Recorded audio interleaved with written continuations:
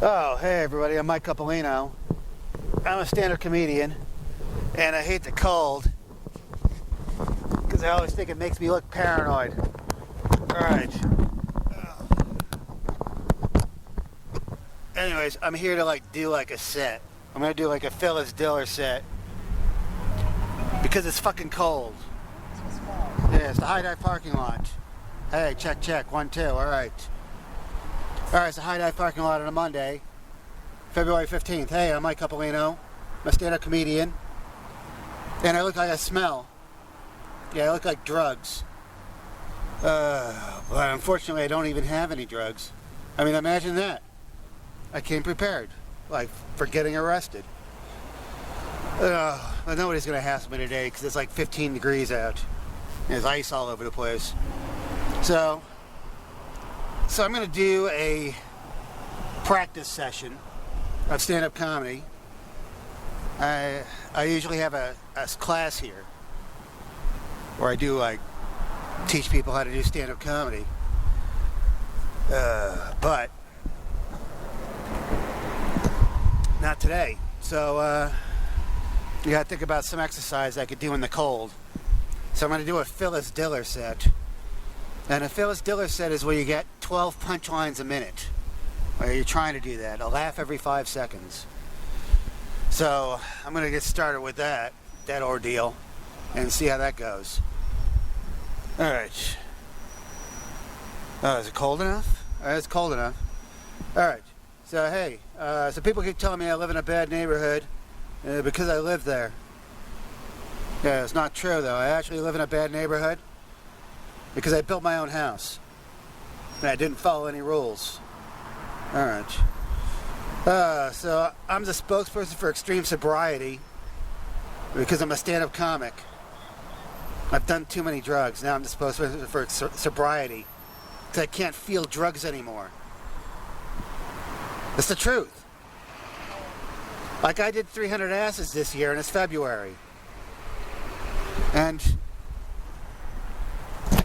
I'm here to tell you, acid doesn't affect me. Acid just makes me sober. It's the truth. I just wake up every morning thinking, sky's exploding, how should I dress?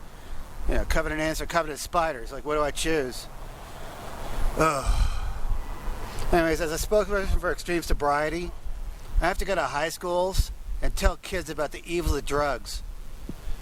But not in a religious way. I tell kids about the evils of drugs, but I'm a paid actor. So I just go to these high schools in an orange jumpsuit and tell people I did a bunch of drugs in a hotel room, and now I'm in prison, and some of these kids are too young to hear these jokes. But all right. Anyway, so I'm terrible at relationships. Yeah, all of my ex-girlfriends still like me. So I think nitrous oxide kills brain cells. Yeah, kill all the brain cells that get in the way of your job at a gas station. I had a cocaine problem once for a couple of years. Once it got so bad I had to go to an NA meeting. I was so strung out. I had to wave my paycheck around almost 3 minutes before I got any coke. Oh man, bath salts get a bad rap, don't they? Bath salts? Just because some guy chews someone's face off on a bicycle path in Florida doesn't mean the whole experience with bath salts is so terrible. And for every guy who chews someone's face off high on bath salts, it's 2,000 people just visiting the emergency room with a shampoo bottle shoved up their ass. Everybody else high on bath salts has a great time. People like me. I have a great time on bath salts, but, it gets so demonized by the press. But, as a precaution, because I don't know what's in bath salts. Bath salts are like the salad of drugs. You don't know what you're going to get. But whenever I do, just as a precaution, I always like to roofie my own drink. Roofie my own drink before I smoke bath salts. That way when I get the urge to chop off my dick and jump out a window, I can quit being so impulsive. I can just tamp those emotions down. Yeah. Oh, man. So where were you when Charlie Manson died? Do you remember? You had plenty of notice. If you remember when Charlie Manson died, Yeah, Charlie Manson died like for 6 months. Like he had cancer. And we all knew it because of the news. They couldn't stop like reporting on Charlie Manson. So how can you not remember when Charlie Manson died, you know? Oh, man. Yeah, I heard the news that Charlie Manson had cancer. I said, good, you know? Good. Charlie Manson is dying. And then he got married while he was dying. He got married to like this Pat Benatar lookalike that was 19 years old. She was wearing a sundress when they got married. And I thought, oh, this is great news. Glad to hear all this. Actually, the reason I know Charlie Manson died is because of all that. But plus, when I walked into my house one evening, and I turned on the news and Charlie Manson was dead, and I had a huge plate of nachos because I was depressed.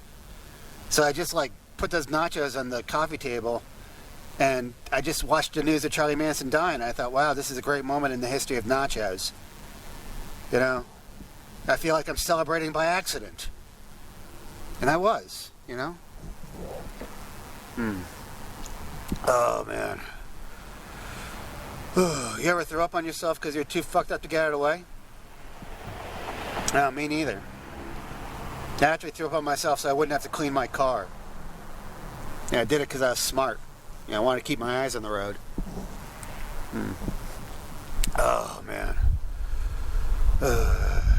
So sometimes I think people are stupid. And then they get angry because they're telepathetic. They say nitrous oxide kills brain cells. I mean, how would I know? Yeah, I smoke weed. You can tell. I smoke weed because short-term memory loss keeps me from remembering constant failure. Yeah, I think marijuana is a gateway drug because I'm a hack comedian. No, it's a gateway for realizing your boss is an asshole, actually.